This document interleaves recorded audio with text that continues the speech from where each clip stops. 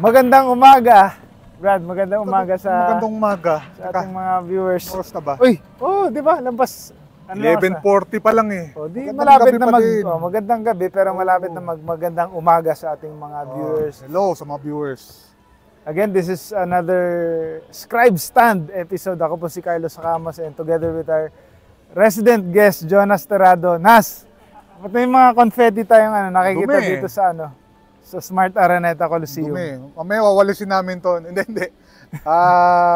Tapos na ang PBA Governors Cup Finals at champion na ang TNT Tropang Giga. Yun. 95-85, tama ba? Oo. So, hindi siya reflective doon sa final score, but sige. Yun, again, 95-85.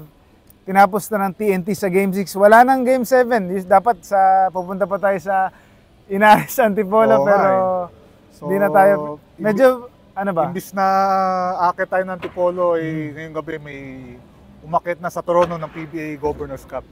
Yun. Ang Tropang Giga. Congratulations! Sa TNT at yun, medyo malungkot para sa mga Ginebra fans, but medyo yun talaga parang underdog talaga ang Ginebra kung when you look at it na mas siguradong parang favorites talaga ang TNT coming into this series, and it showed nung first two games, although naka-bounce back ang Ginebra, they showed the NSD spirit in games 3 and 4, but yun nga, nanaig ang pinakita ng TNT kung bakit sila ang fancied or favored dito sa series na to, Nas, di ba? They were down 11 sa third quarter. Oo. Actually, mga lambayes din yun kasi there was a point na sumusubok kumabol yung TNT, nasasagot ng Ginebra. But there was one time na parang may isang stop doon na nag-set up doon sa comeback ng TNT. Actually, parang mabilis siya na hindi eh.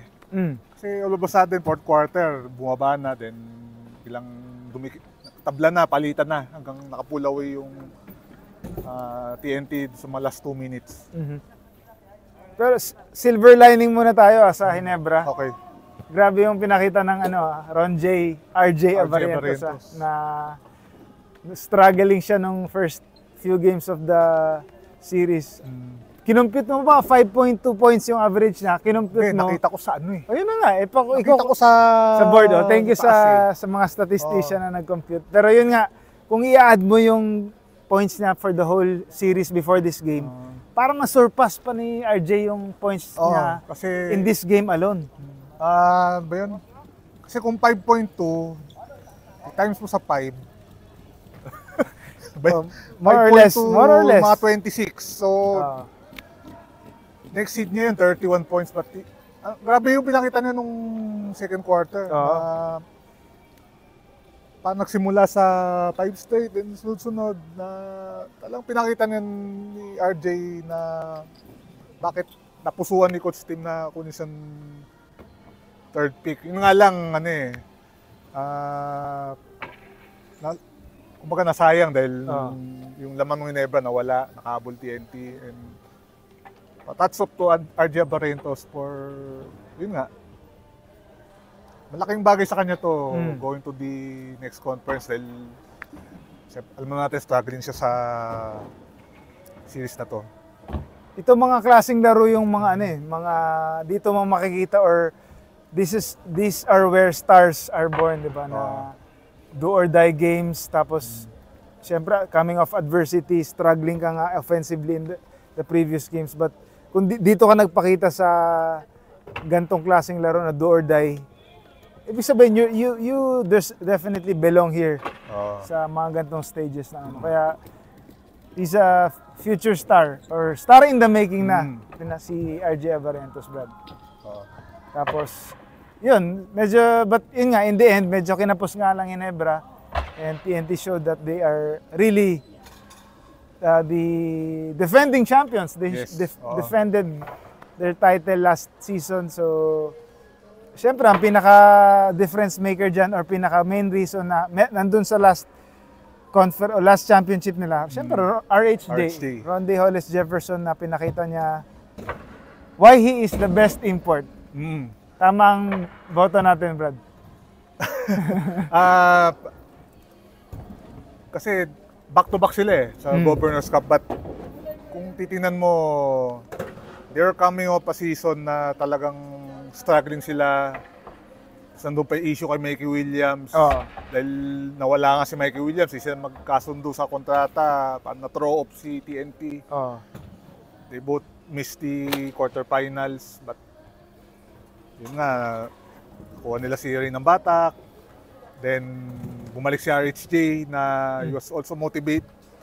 Siguro parang sinabi niya na motivated siya to bounce back dun sa Commissioner's Cup kasi bukod doon sa struggles ng TNT, na-injured pa siya doon sa ESL, di na natapos yung conference, yung utol niya tumapos, si Raleigh Rollis Jefferson. And dito sa final game, talagang really prove bakit. Siguro wala nang duda siya ang best import. Dahil kinarga niya talaga yung TNT, lalo na doon sa dulo. Ang dami niyang key baskets na tapos may suporta pa siya doon sa mga locals na laking bagay para sa TNT. Yun, speaking of locals, syempre veterans. One is Kelly Williams, but more importantly to our viewers, again, our finals MVP na we decided, the PBA press corps decided, Jason Castro, Brad. He proved he still has plenty of gas left in his tank, di ba? Teka, papaliwanag na naman tayo, ba't si Jason ng ano? Pwede, sige, para wala bago mag-comment yung mga viewers, mag-explain na tayo. Sige, ito na. Sige. Si Jason kasi, kaya siya ang finals MVP, ba't siya pinili namin finals MVP? He was very consistent sa series Game 1 pa lang, yun nga, usap-usapan ng Game 1 talagang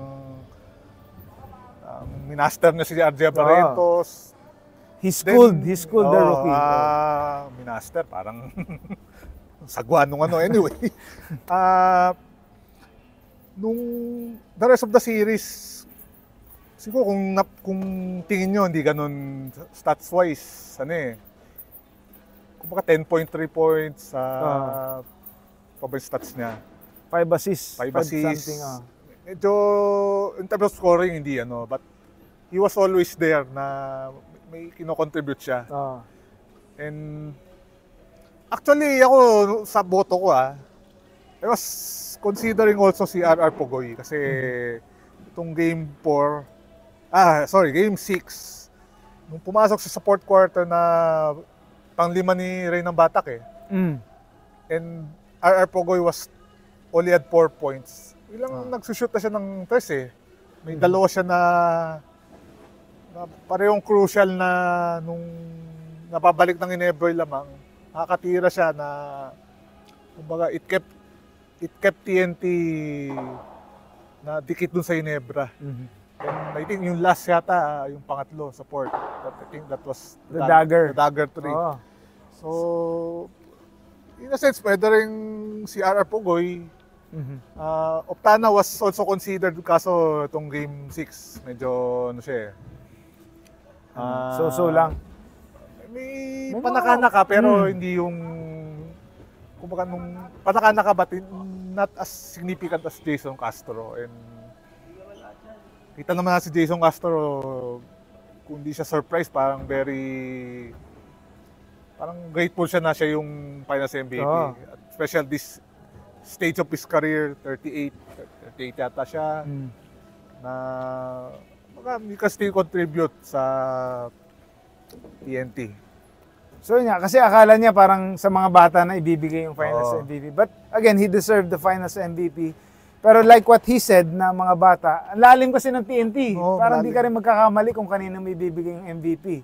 Like nabanggit mo na, Pugoy, Oftana, tapos yung mga shock or role players na maganda rin pinapakita, Glenn Cobontin. Ayan, di ba? Kim Orin, may moments siya nung nag-contribute siya. Sino pa ba? Yung mga veterans nga. Veterans. Kelly Williams. One of the, nakashoot din siya ng siguro marginal or yung one of the daggers. Yung dito yun assist niya kay Jason, tapos Ronday. Jason yun dito. Nilayap niya, no? And then, naalala ko yung behind the back niya kay, ayun pa pala. Kay Ronde na dinakdak na. Dinakdak na parang... Diba? Ganda eh. Kinat yata sa... From 6, naging 3 kasi 3-point play. Anyway. Ito si Kelly. Doon sa 3. Pangatlo nila to sa decade na to eh. Even nung natalo sila sa San Miguel, yung 2022 Philippine Cup. Si Kelly Williams, meron siyang lagi ambag. Hindi man lagi. Doon sa 4 na yun, may ambag siya sa finals. Sa 4 na yun. Grabe. Either, yun nga, didepensa siya, or instant opens, or yun nga, tulad ng mga behind the back niya, na naging... Mga unexpected minsan na biglang timely. Kung kailan kailangan ng TNT, doon nangyayari para kay Kelly. Kung generasyon, pero tayo ng generasyon sa mga nanonood, or naabutan si Kelly Williams, hindi lang Santa Lucia Days, Magnolia Days sa PBL. Inangat yung high flyer siya na, yun nga, MVP, pagpasok PBA, nag-MVP. Ngayon, yung even at this age, nakakontribute siya. And ma-appreciate mo yung you can still contribute si Kelly Williams. Maganda conditioning ni Kelly. Parang feeling ko hindi siya nagpapabaya. Diba? Nakita mo sa mga IG post niya na lagi nag-workout, di ba? Anyway, yun. But balik tayo sa Ginebra. Feeling ko naman the future is bright para sa Ginebra. Parang first conference pa lang to na magkakasabay sila na with their new recruit Stephen Holt. Siyempre RJ Barrientos tsaka si Isaac Go. Wala si Isaac Go. So kung malaking bagay sana kung kumpleto yung Ginebra. For all di pa natin nakikita criticisms nung binabato ko ng fans kay Isaac Go, I think medyo sorely missed din siya dahil yung mga times na kailangan ng pamalit kay Japet na pwede sana si Isaac Go na parang na-miss siguro ng Ginebra. So hindi pa to maganda na yung potential na pinakita ng Ginebra, but we should wait before we can see the full lineup na yung in-envision ng Ginebra when they got their recruits in Holt, Isaac, tsaka si RJ Barrientos. And feeling ko naman magandang, lalo na behind Coach Tim Cone, maganda ang future para sa Gin Kings, Brad. But still, kung TNT, after this, I think, kung si Ronde, siya pa rin sa Commissioner's Cup. Yun yung isa sa mga tanong. Nila Dahil mga pyesa okay eh. Yun nga. Ito pa pala, si Ray ng Batak. Hindi natin nabanggit kanina. Kasi si Ray ng Batak nung mayroon siyang tres dito sa corner na parang nalanganin na challenge pa ni Ann Missy na shoot. Tied the game at 74 after nung down sila ng 11. Yun lang na upo siya dahil pit foul. Na napaganda pa dahil si Pogoy pumasok. Contribute. But yun, si Ray ng Batak, may moments din siya na composure-wise, medyo struggling siya. May moments din siya na mga timely play siya. But yun nga, yung fourth quarter na yun, yung corner shot niya, laking bagay nun for TNT. And yun, champion sila. And kita naman natin nung umiikot tayo dito ng celebration, talagang sobrang saya ni Ray ng Batak after 7 years sa PBA. Nanalo rin. Finally, a champion. Baka bago ko makalimutan pala, Poy Eram, nakalimutan natin. Pala, si Poy. Medyo, syempre, makikita natin yung, nandiyan pa rin yung pagiging emotional niya minsan. But for most part, malaking bagay na yung siyang top big man ng na aside from Kelly. Feeling ko si Poy ang pinaka best big man ng TNT ngayon. Si Poy, kung nandun yung focus niya talaga. Focus lang talagang question kay Poy. Kasi na-prove niya, bubble nun eh. Defensive player of the year ba? Hindi, Mythical 5 siya. Mythical 5, okay. kung nandun yung focus niya, talagang he can be one of the top centers ng PBA. Of course, syempre, Junmar, nandun, Japet. But capable si Poy as long as yung... When he puts his mind into it. Actually, si Poy, in these finals, minsan, pinapatulan niya yung crowd na either gaganon siya or sinasabayan niya yung tono nung Pat hindi yung hindi nagle-lead sa na biglang namomoblem yung maapektuhan yung laro niya or ng TNT. Although kanina yung may flagrant foul siya kay Japet Yun yung lang, maaga. Pero I'm glad he overcame it, di ba? Nung nakabalik pa naman siya ng dulo to help weather the storm ng Barangay Ginebra. Kami man ng Ginebra fans to hindi. Sa kanya huling halakak. So champion si Pero maganda kay Poy, humble pa rin naman siya, no? Na feeling ko, hindi naman niya pinagyabang or pinamukha sa mga Ginebra fans. Actually si Poy, mabait namang yan. Lahat naman ng, karamihan naman sa mga player, kahit yung mga binubunang ng mga fans, ayaw ng fans, karamihan naman sa kanila, soft-spoken, ganyan. Bait naman.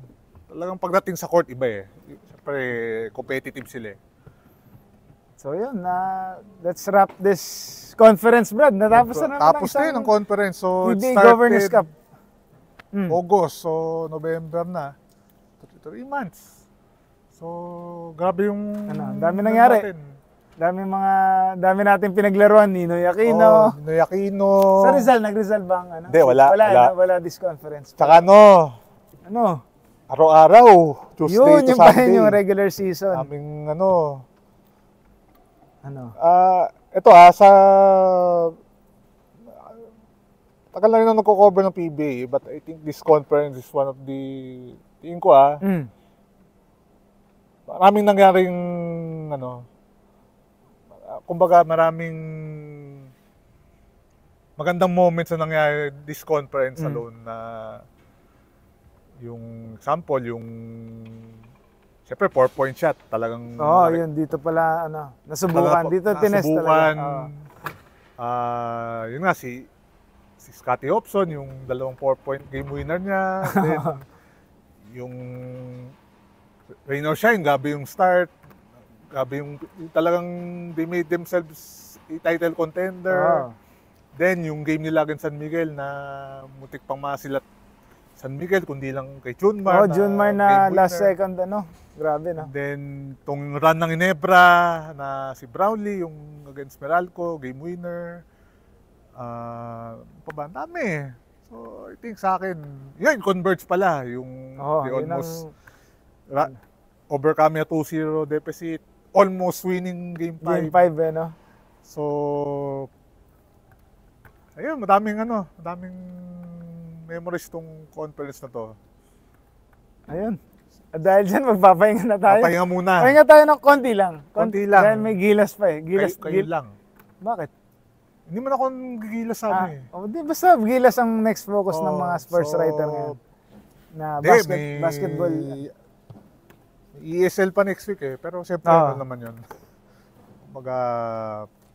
In preparation din for the after Gilas Commissioner's Cup November 27. So yun, konting pahinga lang tapos Commissioner's Cup na naman tayo. So yun, maraming salamat for ang isa pang memorable sa conference na to.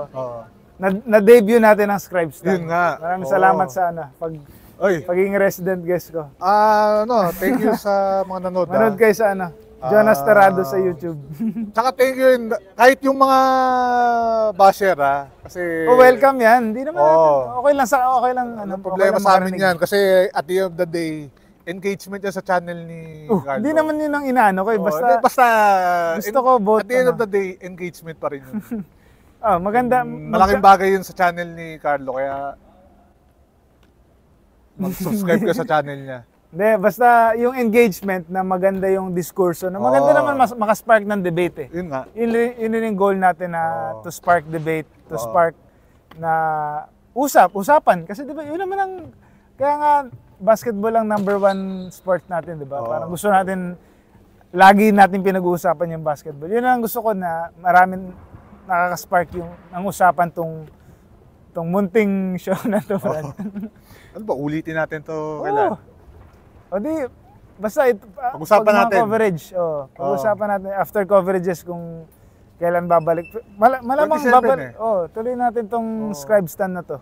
Oo. Again, thank you to our viewers. Nas, may anong gusto mong last final thought, final word? thoughts. Ayun nga, congrats sa TNT. They showed na sila talagang the best itong conference na to. Great defense, timely offense, great import, run day, and good supporting cast, and 10 PBA championship. Congrats TNT.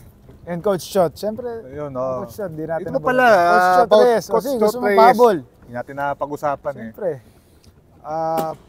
Siyempre, alam natin si Coach Chot, talagang paborito siya sa social media. Yan. Learning experience, yung struggle siya last year sa World Cup. Whatever he says, na mamagnify. But tonight, let's keep it, bigyan natin kay Coach Chot because he set up a game plan para dalhin tong TNT pabalik sa championship ng PBA. Yun, siguro sabihin natin sa Gilas, pwede na siguro natin sabihin na meron siyang mga shortcomings. So, hindi kasi siyempre Gilas is the most controversial spot or parang hottest seat pag ikaw ang coach na Pilipino, di ba? So, di natin maiwasan na magkakamali ka as Gilas coach. Pero pagdating sa PBA, one of the best si Coach Chot, di ba? Di natin makakailayan sa kanya. I think, kahit hindi man niya aminin, this is, for him, malaking bagay sa kanya to. Especially yung after nangyari sa Gilas experience niya last year. And I think with this championship, kaya pa nilang they can still contend for Bata more. pa yung lineup niya. Yun nga. Hindi, medyo one of the oldest, pero one of the younger din yung mga role players na iba. So, tingnan natin. We'll see what happens. Sige. Maraming salamat. Sana natin to. Thank you again. Thank This you, has been another episode of Scribe Stand. Thank you. Thank you for watching. See you in the next video.